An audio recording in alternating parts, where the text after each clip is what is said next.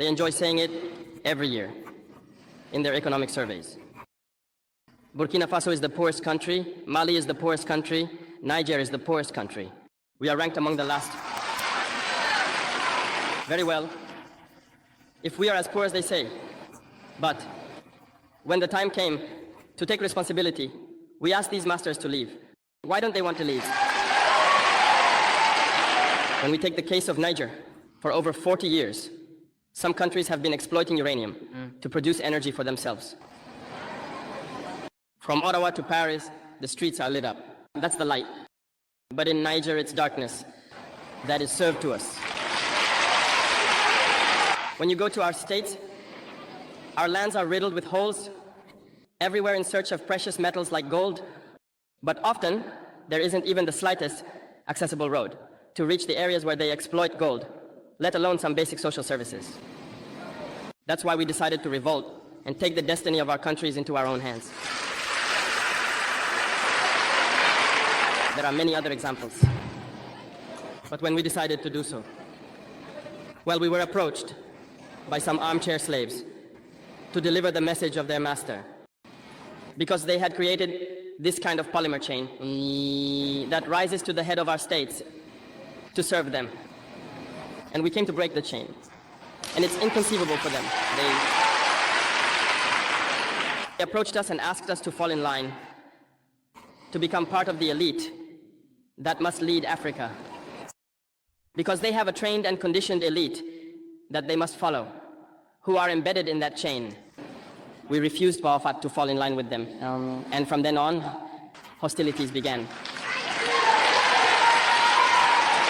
They have infiltrated our areas with several mercenaries, trainers.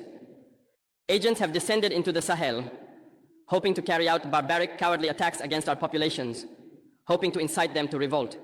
In addition to these on-the-ground attacks, communication attacks, manipulation, and disinformation are rampant in their ranks. But the people of the Sahel have understood, and never again will they be manipulated. They know where they come from. They know what they are doing, and they know where they are going.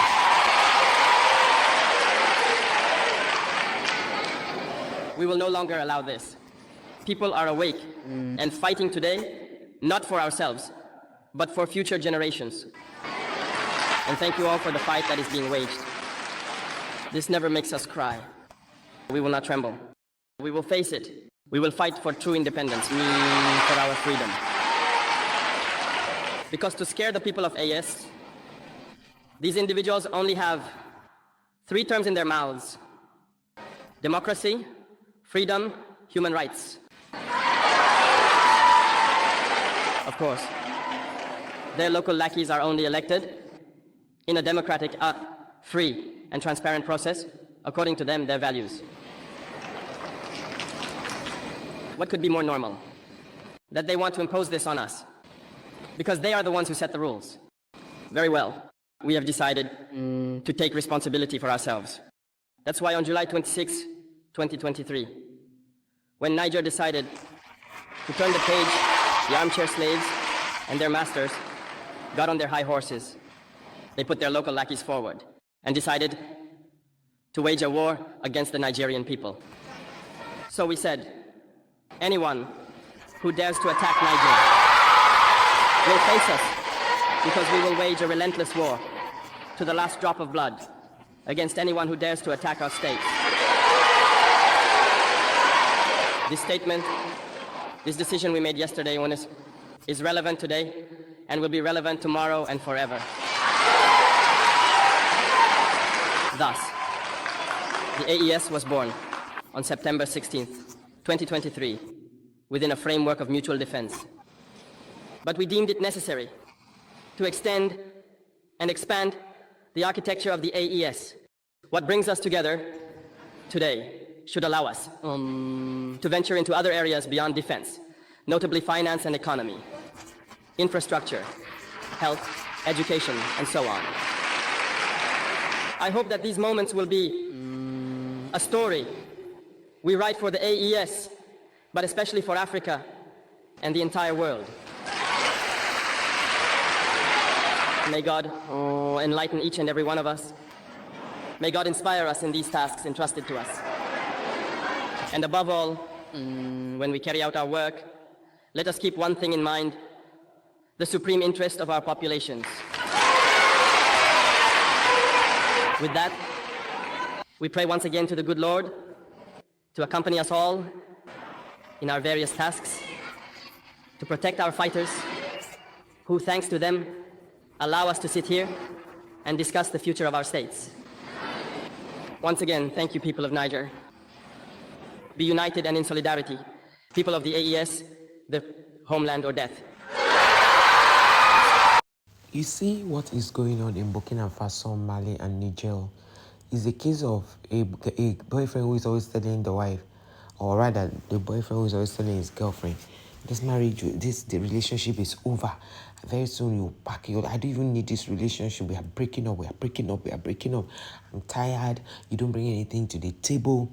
It's just a case like that. So one day, this lady wakes up and says, okay, since you said I'm not bringing anything to the table and you're tired of me and I'm not looking good, okay, I'm going. And then the guy says, no. I said it out of anger. No, I didn't want you to go. Oh, I'm just saying that so that you could be jealous. Or then the guy goes out to talk to other girls. And then when this particular lady decides to also talk to other guys, she said, no, don't do that. I was just being jealous. I didn't mean it. Why are you taking things so serious? You see, this speech Ibrahim Traore did is one of the speeches that made Africa to stand still. Like they were shocked. Everybody was shocked when he was making this speech because Ibrahim Traore has been very vocal about the way the West had treated Niger, Burkina Faso, and Mali. He has been very vocal about it. In fact, if you look at Ibrahim Traore, he hardly even talks about his country. Like he talks about Africa.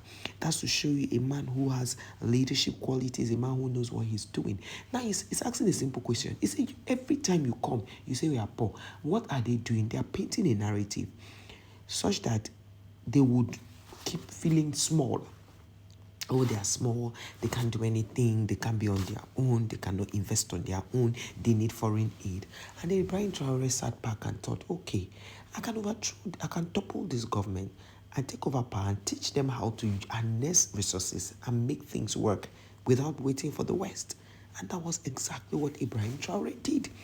But with other, states, the other two countries that form the AES, and they are doing so well. They are doing so well if you ask me.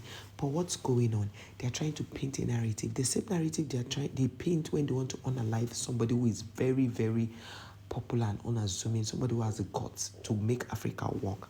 That's the same way they thought they will now they will now push a narrative that, oh, Ibrahim Traore is a bad person.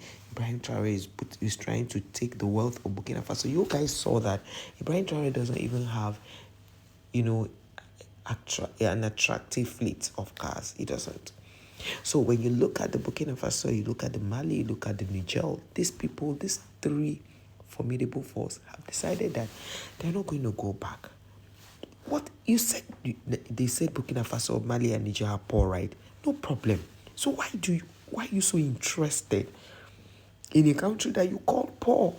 It's a question that Ibrahim Traore has been asking the West. In fact, immediately he asked that question, you could see how the atmosphere changed. You could see how everybody was clapping and, being happy because it's a very, salient, it's the best question ever. You said this country is poor. What exactly do you want with a poor country? You have given us independence and we are not independent. And you know what is actually making these people feel sad is the fact that they don't want their aid. They've paid up all their loans. Even the grant, they rejected. They rejected the grant and started, developing things within the country that they say was poor. Now they can have normal roads. They won't have the normal red sand everywhere in Burkina Faso. And the other two African countries are behind them. So it's your now most African countries are behind Ibrahim Traore. It is now Ibrahim Traore that is the president of Africa. So if continent should have president, Ibrahim Traore will be one of the presidents that people will want to earmark. Thank you guys for watching. Please like, share, subscribe to the channel. I'll see you guys in our next one. Please let me know your thoughts.